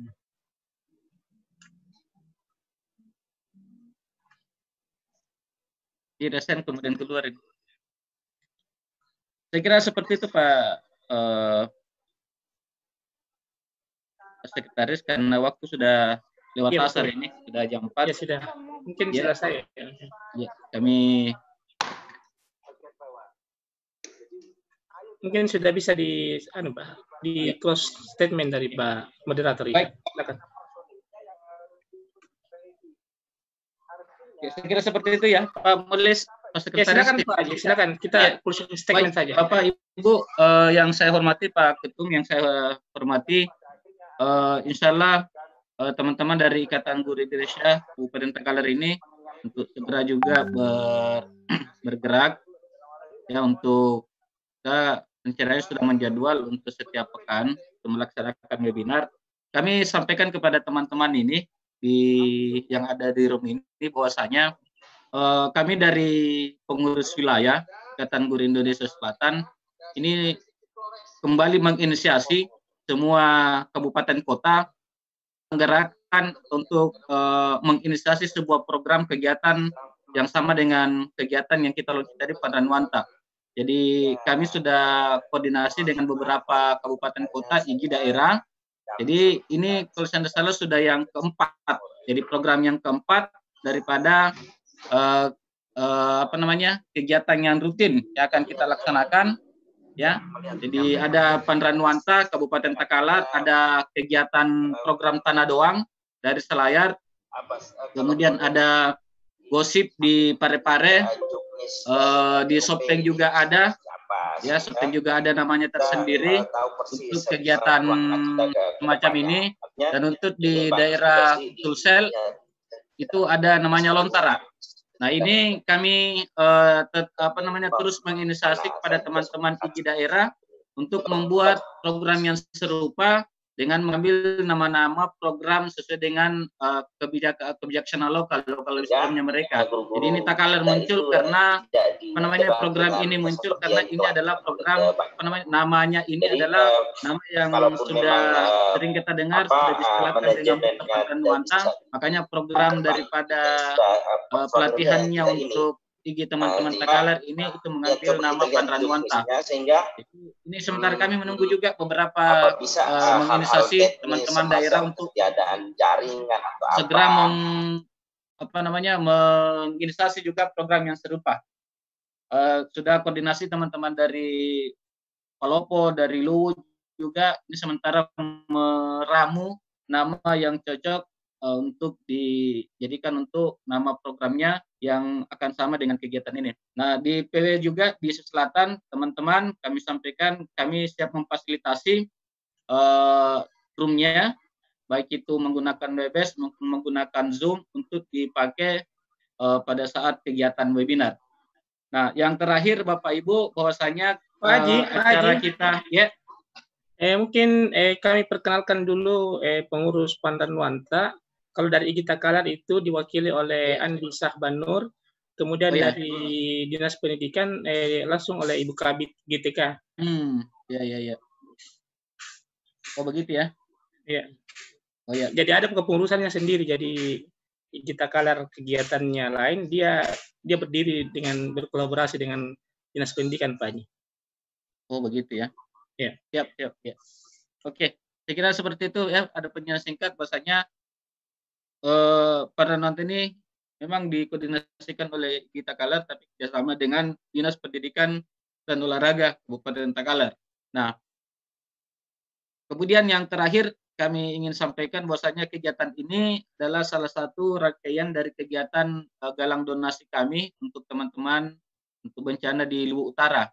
Jadi bagi teman-teman yang punya kelonggaran ya bisa menyisihkan untuk donasinya seberapapun seilasnya. Kemudian yang sudah memberikan donasi silakan join di grup WA-nya kami. Nanti kami akan memberikan pelatihan bagaimana menjadi mahir menjadi pengelola di dalam jaringan. Jadi sekali lagi ini adalah kegiatan galang donasi yang kedua, dan kegiatan galang donasi yang ketiga insyaallah minggu depan kami masih koordinasi dengan presenter kondang kita Najwa Shihab, kemarin sudah memberikan informasi Najwa Shihab untuk ikut serta dalam kegiatan galang donasi oleh Ikatan Guru Indonesia Selatan. Saya kira seperti itu, Bapak Ibu. Terima kasih sekali lagi Pak Ketua, Pak Ramli Rahim. Terima kasih atas waktunya, teman-teman pengurus IG Takalar, Bapak Ibu. Selanjutnya, mari kita menutup kegiatan kita ini dengan mengucapkan Alhamdulillahirrabbilalamin. Nun wal qalamin wa ma yasturun. Wassalamualaikum warahmatullahi wabarakatuh. Waalaikumsalam warahmatullahi wabarakatuh.